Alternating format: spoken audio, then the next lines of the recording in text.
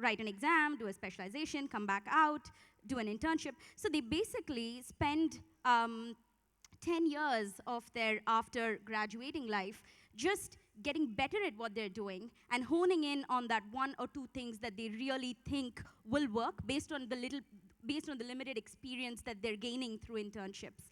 And I find that an amazing way to be, and an amazing way to be not just 5 or 10 years after graduating, but through life. So my personal anthem is to go through life in bits of 5 years and to hypothesis test every 5 years.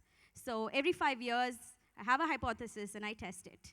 And then I kind of change my track accordingly, which is why, it really appealed to me when you said there's seemingly a lack of focus, but then it allows you the process to discover. And I think that, that's what hypothesis testing gives you. And I think, when you live life like that, you end up giving the best to it, and you don't think that, oh my God, this job, if I quit it, this is going to be the end of my life, or, what am I going to do? How is my resume going to be? So you don't chase resumes, you don't chase a career, you just do what you love, and, things just automatically fit in. So that's my two-bit. Excellent. Thank you very much for that. Mithun? 5 years ahead. I think for me, I think Ben sums a lot of it as well. Focus on what you need to do. The priority right now has to be figure out your career, and a lot of other things in life will fall in place around the career anyways in India.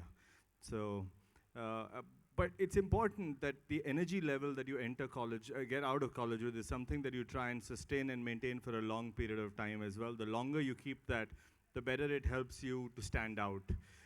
The rest of what you're going to see 5 years henceforth is everybody in many ways is somewhat similar to each other.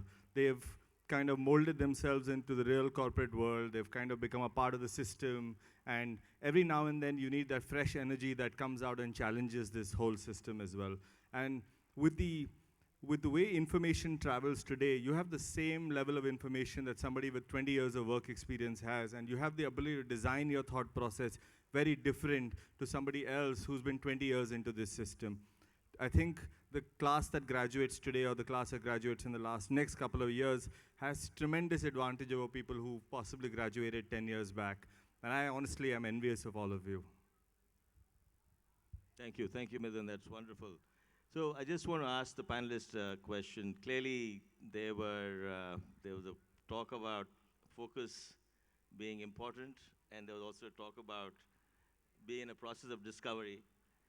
How important is the aspect of passion in that, in terms of, is it focus with passion or without? I would know, of course, the obvious answer is with passion, but that's not what I'm looking for. I'm looking for, did you really have a passion for what you were trying to do? Is that what made a difference, to be more focused? Or because I didn't have passion, and as well as for Sridevi, I'm assuming that we were in a process of discovery because we were looking for that passionate element. How important is it? I guess passion, how important is it? So, I speak for myself.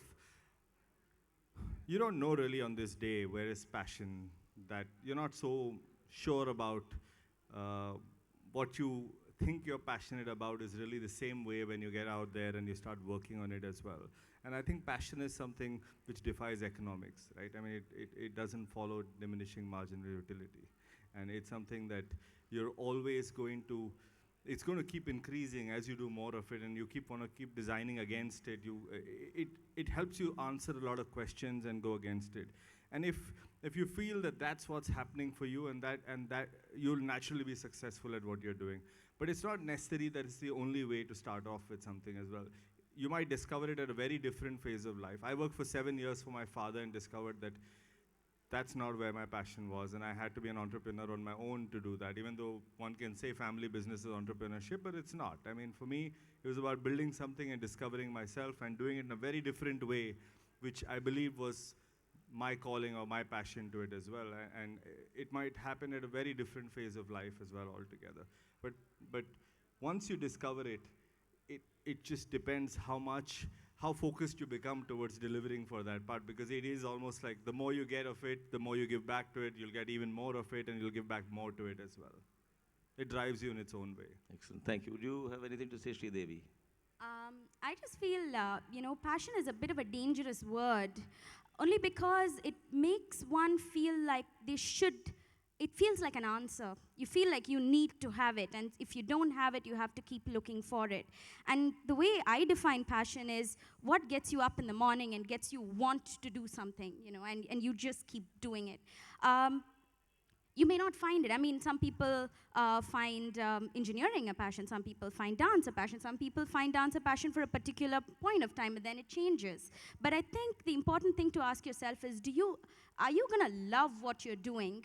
And do you not love what you're doing because of external factors, or because something in you has changed, or has the context or your perception of what you're doing changed, which is why you've kind of moved out of the interest in that, in whatever you're doing. So I think passion is a little bit sort of overrated, and over time you kind of realize that it's, other things are more important, like, getting better at something, being really good at something. Because this is like, kids playing a sport. You think they're going to be good. Like, my daughter is 5, and I just, got her into tennis because she really loved Steffi Graf and whatnot. So she went into tennis class. One class later, she's like, I'm done with this. So I said, okay, you want to go to roller skating? And she goes. 2 classes later, she's like, I'm done, Mom. I can't balance. She's 5, going on 15. But my point is, it may be passion, but at some point, you've got to grit and, go with it. And then you will find what it is. So it's a bit of a slippery slope. And that's why I'm a little bit, guarded about using the word passion. Fantastic. Ben? Yeah, I think anybody graduating from IIT Madras has passion. There's no question of it. So I don't think you need to worry about that. You have passion, period. Now, the thing to bear in mind here is what do you do to differentiate yourself and really overachieve? And what I would say is this, right? When you're doing something, again, if you're going for a job or you're becoming an entrepreneur, the moment you find something is becoming easy, try to extend yourself and do something that's difficult. By doing that, not only do you improve your own skills, but you also start achieving more. So I would not worry so much about passion at this point in time. Very few of us at the age of 22 know exactly what is our calling in life. Some of us may be very clear what we want to do. We want to go change the world's energy problems or something of that sort. But I think for most of us graduating at this age, we will sort of take life as it comes. So the only thing I would say is whatever you think you can do, if you think you can do something, try to do 3 times that. Thank you all, panelists. It's wonderful advice. I don't know if it's a bit confusing, but I think you can meet them after the panel discussion to kind of over dinner. But I do want to say one comment, though, that passion is very important. I think nobody is disputing that. It's a matter of how do you come to that? How do you come to find what you're passionate about? And I think one of the things that I just want to ad-lib, not my favorite singer, but certainly Justin Bieber. He said, passion/love is not a feeling, it's a choice. You make a choice to be passionate about something you can, which is, I think, what Sridevi was saying. Having said that, I'm going to now move to the next topic, and we don't want to keep this going for too long. I do want to make a comment before the next subtopic, if you will, about, I'm not really about the audience here and my soon-to-be or new alumni, if you will. Not too unhappy about it because of the numbers, because they will come, and for the important part of this function. But the other important point is there's a phenomenon called early adopters. And I think today's internet age, how companies like Carrot Lane is built, or how companies like Flipkart or Amazon are built, is all about focusing initially on the early adopters. You get the early adopters in there, starting to use your product or service, then you can really, the whole market will catch fire. So I believe that the people who are sitting out there in the audience here from the new alumni are the early adopters. And I know this whole message that the panel is trying to communicate will catch fire. Having talked about the internet age and the early adopters and these businesses, the question I want to ask the panelists is, we are arguably in an age where technology is dramatically changing India for sure, and also the world. And there is no more a time lag between how new technology and new ideas enter India as the US or as China or as Europe or anywhere else in the world. So given that, are there advice, I mean, going back to thinking about yourself and your own time, and in my time when I graduated back in 79, I think I never thought of the time or the age, I never thought of passion, as you correctly said. All I had, and I won't talk about what I was interested in, but should the youngsters getting out now, given that there is a dramatic impact of technology that's happening, should they be thinking themselves for the next 5 years differently than, let's say, most other ages, decades, if you will? Yeah. So let's get one thing very clear. The opportunity that you guys have at this point is dramatically different from the opportunity that graduating classes had 5 years ago, 10 years ago, definitely 25 years ago. When we were graduating, you had a choice of either going abroad for a master's or you could get a job for 3,000 rupees. Today, because of the internet age, because of all the disruptions that have happened in the last 3-4 years, mind you, even 4 or 5 years ago when all you folks were in high school, a lot of these things did not even exist. The opportunities that all of you have are tremendous. And both from a point of view of entrepreneurship, those of you planning to be entrepreneurs, I think you have the opportunity to catch a lot of disruption waves, whether it's the apps on the smartphone wave, whether it's the clean tech wave, whether it's the fintech, all the disruptions that are happening as a result of the RBI regulations and the other, et cetera, or also the fact that people are building enterprise software, SaaS-based enterprise software out of India and actually winning business in global markets against some of the large established enterprise software companies. The opportunity that all you folks have right now in the digital age is phenomenal. And this applies not only for the people who are becoming entrepreneurs, but the people who are joining the corporate world, and the people who are going into academia even more so. I agree with you, Ben. I think the opportunities are limitless. I think it's immense, just what they can do. Literally, the world is an oyster, and they have so much information at your fingertips. But I just have 2 words of caution. One is I worry that the youngsters of today. Oh my God, makes me feel old. But the youngsters of today. I feel like there is they give themselves a very short timeline, and I've been guilty of the same crime, right? Especially in entrepreneurship or in success, we give ourselves very, very short timelines because we read it in the press, we watch, success videos, we watch awards, and we think those are the icons we aspire to, which is great, but I think life is not a 100-meter sprint, and I think it's okay sometimes for, goals to take longer. It's okay for us to change paths in between. And I think that's one caution I would give to the youngsters today. The other that I worry about is because there's so much information available at the tip of fingers, I feel that the youth today are are a little bit too serious. Because, this whole fact-finding mission, the process of discovery, saying, I think I'd like to do this, is instantly, you instantly get the answers. By doing 3 days of research, you get it. So I would still think it's important to go out, travel, to really do to connect with people, to do that whole fact-finding, because that kind of develops and molds your personality. Thank you, Sridevi. Mithun? I wouldn't have much to add. I think both of them have covered this very well. Excellent. Before I go to the next question, I just want to ask my friends, Mohan, Ravi, how much time do we have? 15 minutes. Are you sure you've checked with the younger alumni? Okay. Okay. You want to, okay. They're waiting for dinner. They're waiting for dinner, the music.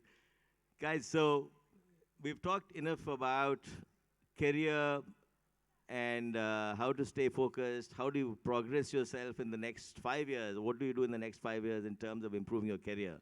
But is there something called a balanced life? Is there anything beyond your career, whether it's entrepreneurship or an institutional, professional career? Is there anything beyond? I know for sure there is food beyond, and that's why we're all here.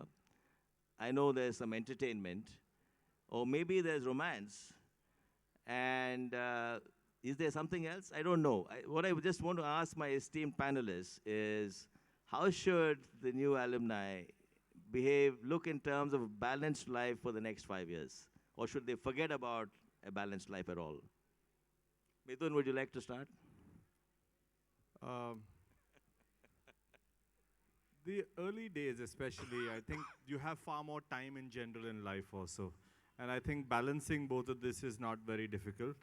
Um, because of the extra time that you have, because you can sleep lesser, because you're willing to put more into it as well and do a lot more, I think, and because you don't have kids already, I think the work-life balance is not so difficult when it's when you're in a courtship or a relationship or even early marriage for that matter.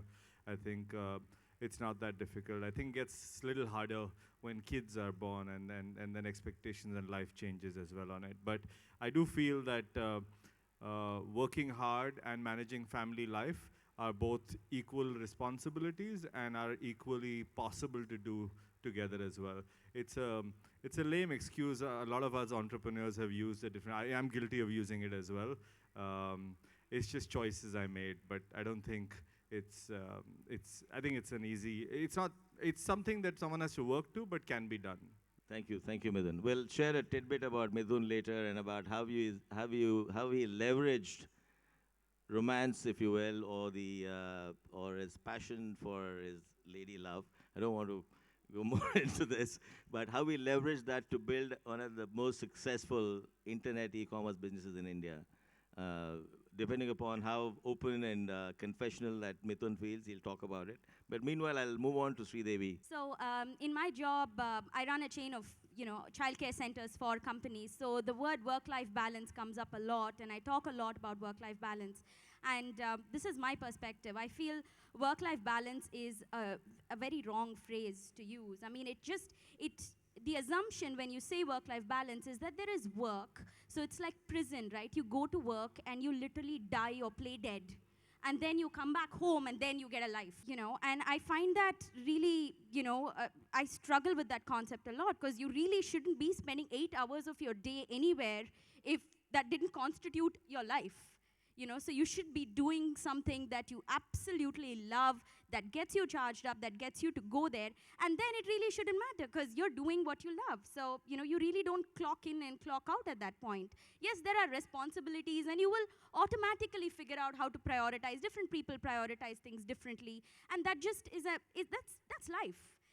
But to, kind of have a work-life balance, I check out at 6, and then I go somewhere, and then I get my entertainment, I feel is like a very... especially for, graduates who are, the fresh graduates who are getting into work right now, it really shouldn't be anything that they, worry about. You'd probably have to worry about, filling petrol in my car and life balance, or doing the dishes and life balance, but because those are really annoying, boring tasks, but definitely not work-life balance. Thank you, Sridevi. Ben, what do you have to say? Not a whole lot more. I think I actually I agree with Sridevi. I disagree with the concept of work-life balance. It is, I would rather call it work-life integration. And for you folks, next 5 years, in addition to working, just get the most out of life. I mean, do things that are adventurous. Go climb a mountain. Go, try and run a marathon. Whatever you like to do. If there are any regrets that I have about my first 5 years after IIT, it's that I didn't do enough of those adventurous things that I could have done when I was in my 20s, before I had family commitments, etc. So just get as much out of life as you can. Excellent, Ben. That brings to maybe the last question to the other panelists on what would you have done differently in the first 5 years after graduation from your undergrad? Either one of you. I wouldn't have